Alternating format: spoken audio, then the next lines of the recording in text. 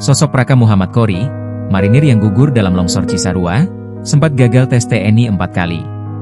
Suasana duka mendalam menyelimuti pemakaman Praka Marinir Muhammad Kori, prajurit TNI Angkatan Laut, AL, yang gugur akibat musibah tanah longsor di Cisarua, Kabupaten Bandung Barat, Jawa Barat.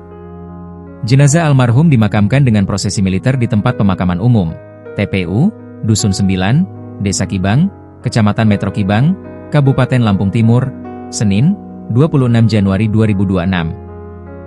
Mengenakan pakaian serba hitam, istri Praka Kori berdiri terpaku di depan pusara. Sambil menggenggam foto sang suami, ia berusaha menahan tangis yang tak terbendung. Sebuah momen memilukan terekam saat ia mencoba memberikan pengertian kepada buah hati mereka yang baru berusia 2,5 tahun. "Ayah tidur, nak," ucapnya lirih sembari mencium foto sang suami, seolah enggan melepas kepergian yang begitu cepat. Ibunda almarhum, Samrah, tak kuasa menyembunyikan kesedihan.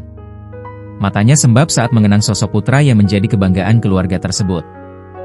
Di mata keluarga, Kori dikenal sebagai anak yang penyayang dan bertanggung jawab.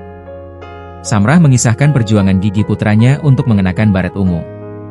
Kori tercatat harus mengikuti tes masuk TNI AL di Palembang sebanyak 4 kali sebelum akhirnya dinyatakan lulus dan menjalani pendidikan di Surabaya. Anaknya baik, sayang sama keluarga.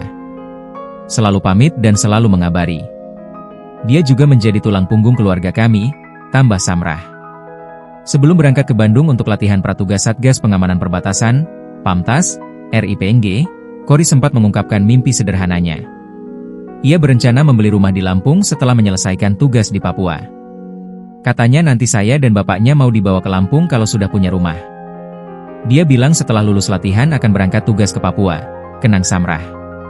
Senada dengan sang ibu, ayah mertua almarhum, Dedi Suwarta, menyebut Kori sebagai menantu yang rajin beribadah dan berprestasi di bidang olahraga, seperti renang dan menembak.